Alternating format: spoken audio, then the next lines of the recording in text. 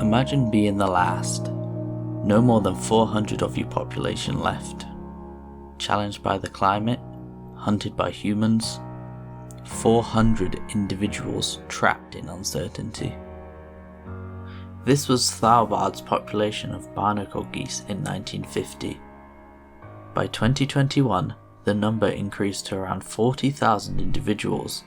This was due to human intervention, including habitat restoration around the Solway. A rather happy revelation, yet as years go on, they face more threats, and they don't face these threats alone.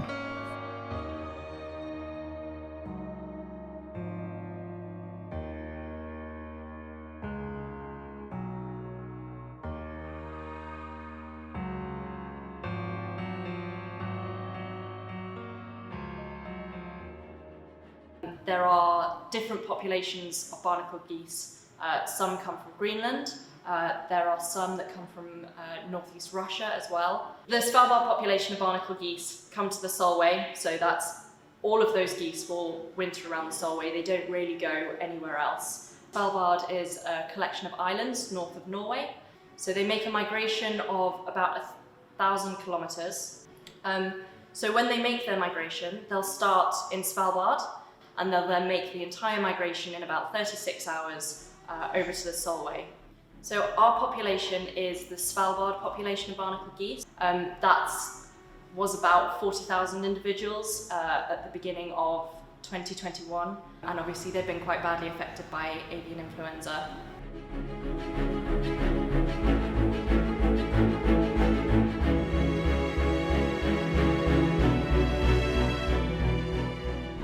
Avian flu is a flu virus, like we get flu viruses. It just happens to be a flu virus that affects birds, and birds are very vulnerable to some strains of it.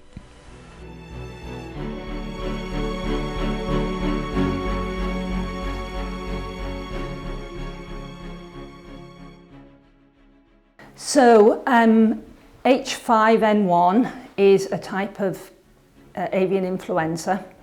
It was first identified in Asia quite a number of years ago, originally in domestic animals, but that's potentially because they were being surveyed rather than wild birds being surveyed. And since then it's been found all around the world. We're a lovely place for a bird in the winter because we're quite mild because of the Gulf Stream, and we're easy to get to on flyways from the Black Sea area and also on the East Atlantic. So a huge number of birds are coming piling into Britain for the winter, and they're obviously bringing it from other areas of the world.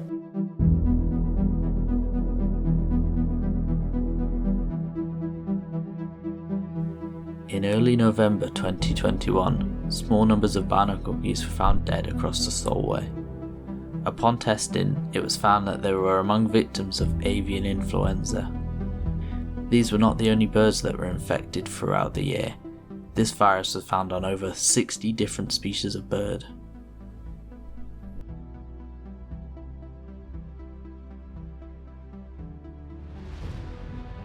It can be devastating for individual, particularly sort of colonial nesting birds or birds that gather together in large numbers.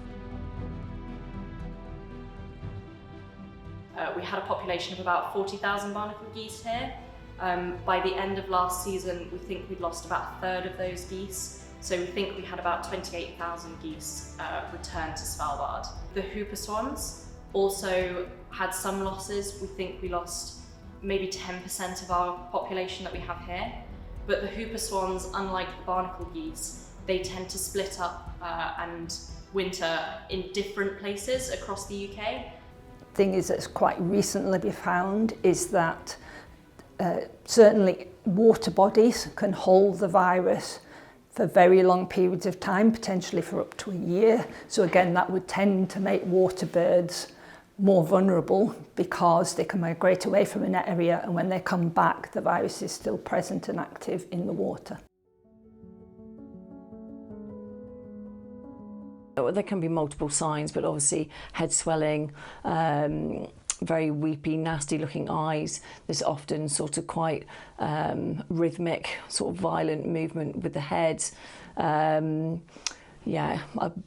Swans and things like that have seemed to be circling and doing sort of very unusual behaviour. I have seen on the Solway, particularly, is that they can get nervous symptoms, so they struggle to fly, they flap about, they are disorientated, they have twisted necks, they press their heads into the floor. Unfortunately, I've seen some geese take several days to die. It can be asymptomatic in some birds, so particularly in ducks, it doesn't seem to be as much of a problem as it is in other birds.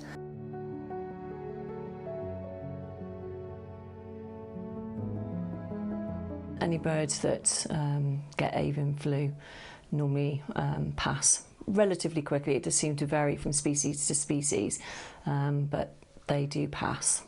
So flu viruses have particular antigens or shapes on the outside of the virus, and they're very sneaky.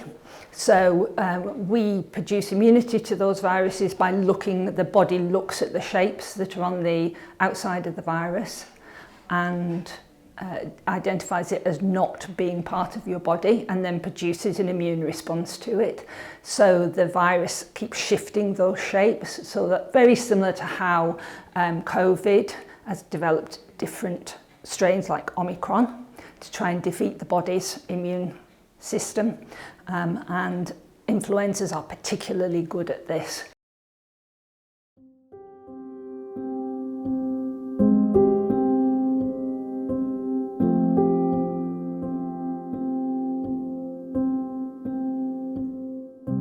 So from now, if a person calls us saying that they have picked up a bird, we now have such strict protocols in the vain hope that we will stop any case, whatever stage it may be, of avian flu getting into our rescue centre here. It also can be spread by indirect means, so people can carry it on their feet, on their equipment. So you'll find that quite a lot of places, so on the Solway for example, there are signs on gates saying please don't enter, and if you do, disinfect on the way out to try and avoid the spread. Right, so there isn't any treatment for the disease at all because it's a viral infection. And certainly at the stage that you get it in the wild bird, there is nothing to do. Wild bird is potentially infectious to human beings. So if you see a sick or injured wild bird that could have bird flu, you mustn't pick it up. Report it to APHA, which is the Animal and Plant Health Agency.